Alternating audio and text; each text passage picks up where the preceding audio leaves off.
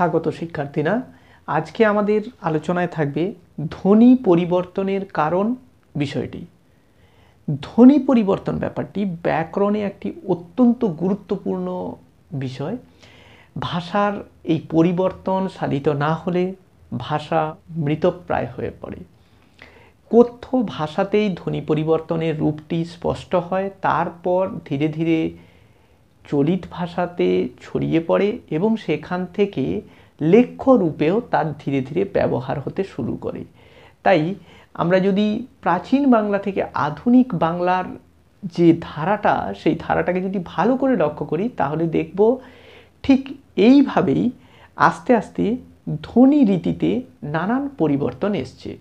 আজ আমরা সেই ধ্বনি পরিবর্তনের কারণগুলি নিয়ে আলোচনা করব এবং পরে ধ্বনি পরিবর্তনের বিভিন্ন রীতি নিয়ে আলোচনা করব। আজ আমাদের আলোচনায় থাকবে ধ্বনি পরিবর্তনের কারণ।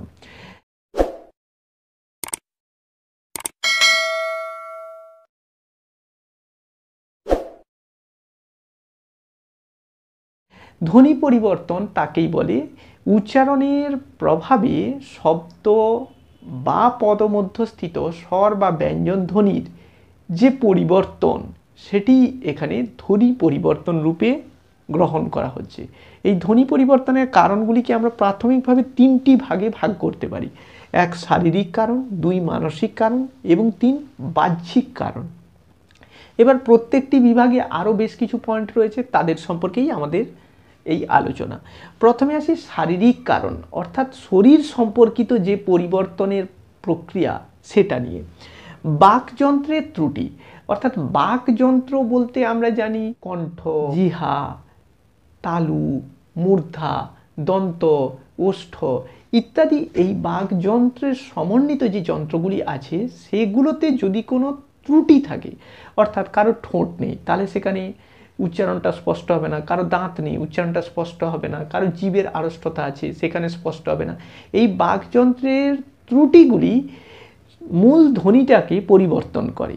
যেমন একটা উদাহরণ দিয়ে আমরা বলতে পারি দুধ, এই উচ্চারণটাকে দুধ ছোট বাচ্চারা যেমন উচ্চারণ করে, ছোট বাচ্চার যে ধ্বনিগুলি, সেই ধ্বনিগুলি কিন্তু বাকযন্ত্রের ত্রুটির ফলে উচ্চারিত হয়, কারণ তাদের এই বাকযন্ত্র তখন সাবলীল হয় না।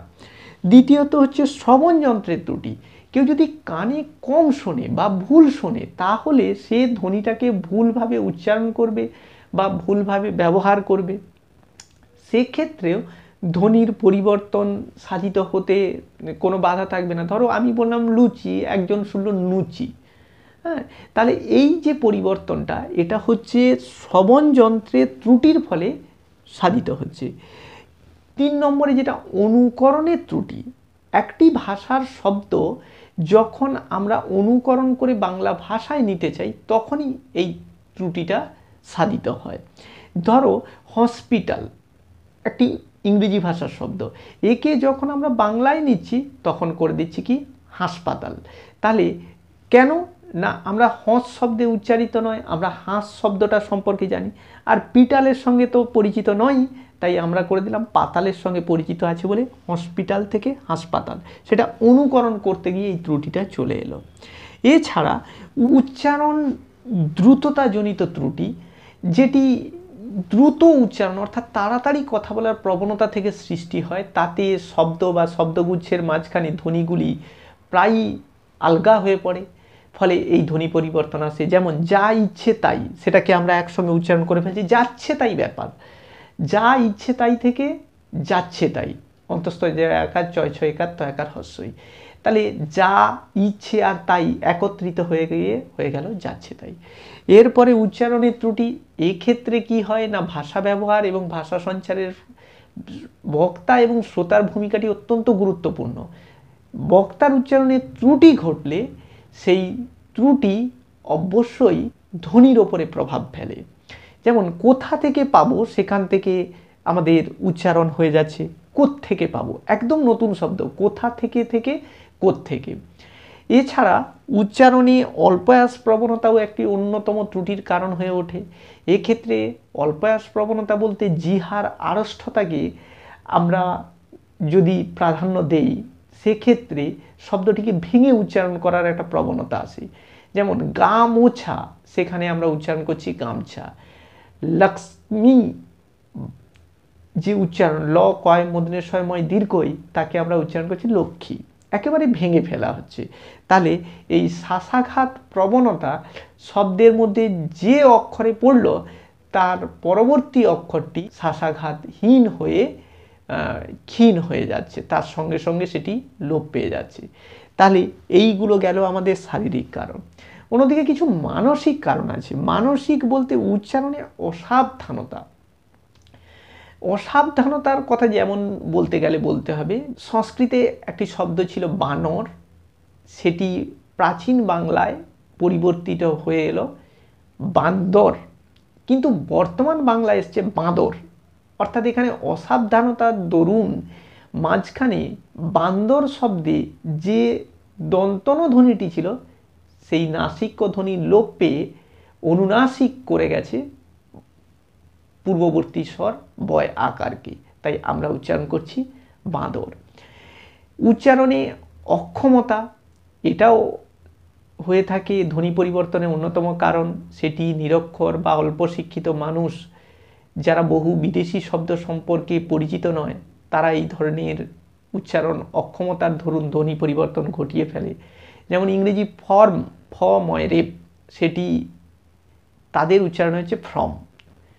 ফ ময় রেপ থেকে ফয়রফলা ম, এটি উচ্চারণ অক্ষমতার দরুন হচ্ছে। সন্নিহিত ধ্বনির প্রভাবেও কিছু ধ্বনি পরিবর্তন ঘটে থাকে প্রাচীন ভারতীয় আর্য ভাষায়, যেমন মূর্ধন্য এবং অন্তস্থ ব বাংলাতে এর ফলেই লোপ পেয়ে গেছে।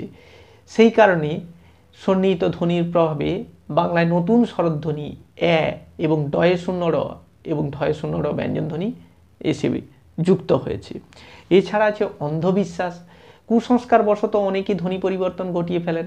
যেমন সাগু দন্তস্বয় আকার গয় হস্য, তা আমাদের উচ্চারণে হয়ে গেছে সাবু দন্তস্বয় আকার বয় হস্য।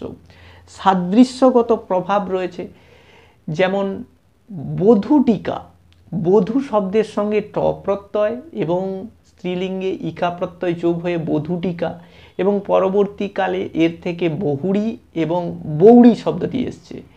ঠিক একইভাবে আমরা শ্বশ্রুটিকা থেকে শাশুড়ি শব্দ তৈরি করে ফেলেছি, এবং সেই শাশুড়ি আজকে গ্রাম্য উচ্চারণে হয়ে গেছে বৌড়ির মতো সাউরি।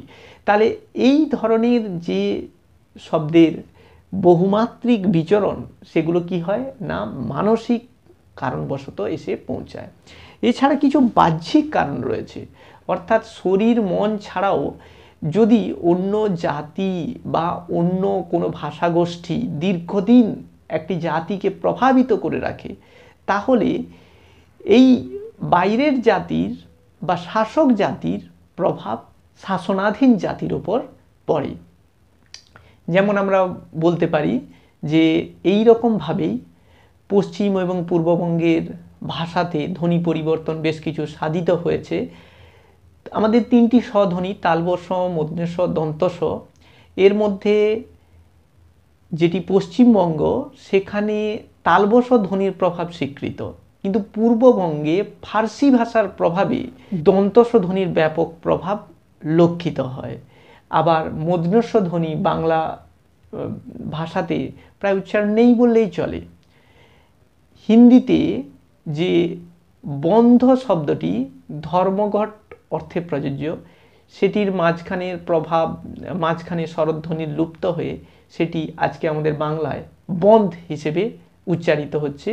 এটিও মূলত হিন্দি ভাষার প্রভাবে ঘটছে। বন্ধ শব্দটি ব্যাপকভাবে বাংলায় প্রবেশ করেছে। আর ভৌগোলিকভাবে যে ভৌগোলিক পরিবেশ এবং জলবায়ু, এটি ধ্বনিকে নিয়ন্ত্রণ করে। যেমন অভিমান শব্দ হিন্দি ভাষায় যে ক্ষোভ প্রকাশ করে, বাংলায় কিন্তু অভিমান শব্দ তেমন ক্ষোভ প্রকাশ করে না। ভালোবাসা মিশ্রিত এক ধরনের রাগই হলো অভিমান, কিন্তু হিন্দির রুক্ষ মাটির অভিমান হচ্ছে কেবলমাত্র ক্রোধ, এই বিষয়টিকে গুরুত্ব দেয়। ঠিক সেরকমভাবে বলতে গেলে জার্মান এবং ইংরেজি ভাষা ভূপ্রকৃতিগত কারণেই বেশ কর্কশ, কিন্তু ফরাসি এবং ইতালীয় ভাষা বেশ মধুর। নদীমাতৃক বাংলাদেশের ভাষার মাধুর্য এক্ষেত্রে বেশি, কিন্তু ভারতের পশ্চিম ভারতের, মধ্য ভারতের যে কঠোর প্রকৃতি, সেখানে কিন্তু ভাষার রুক্ষতা অনেক বেশি। এছাড়াও রয়েছে ঐতিহাসিক কারণ, যেটা ইতিহাসের নিয়মে পরিবর্তন হয়। যেমন ইতিহাসে সিন্ধু শব্দটি হিন্দু শব্দে পরিবর্তিত হয়ে গেছে ভাষার স্বাভাবিক নিয়মে সময়ের সঙ্গে তাল রেখে। লিপি বিভ্রাট তো রয়েছেই। ধ্বনি পরিবর্তনের ক্ষেত্রে আমরা ঠাকুরকে টেগোর লিখেও ফেলছি, আবার কলকাতাকে ক্যালকাটাও কখনো কখনো লিখে ফেলছি। এগুলো একটা ধ্বনি পরিবর্তনের কারণ হয়ে দাঁড়িয়েছে। তো এই জায়গা থেকে আমাদের নবম শ্রেণীর ক্ষেত্রে তেমন বিশেষ একটা প্রশ্ন আসে না, একটু কম গুরুত্বপূর্ণ। তবে ভালো করে ধ্বনি পরিবর্তনের কারণ বুঝতে এই বিষয়টি একটু ভালো করে পড়তেই হবে এবং মাথায় রাখতেই হবে। তো আজকের ভিডিও এখানে শেষ করছি। তোমরা আশা করব যে ভিডিওটির যে বক্তব্যগুলি আমি রাখলাম তা লিখে তোমরা পড়ে প্রস্তুত হবে। ধন্যবাদ।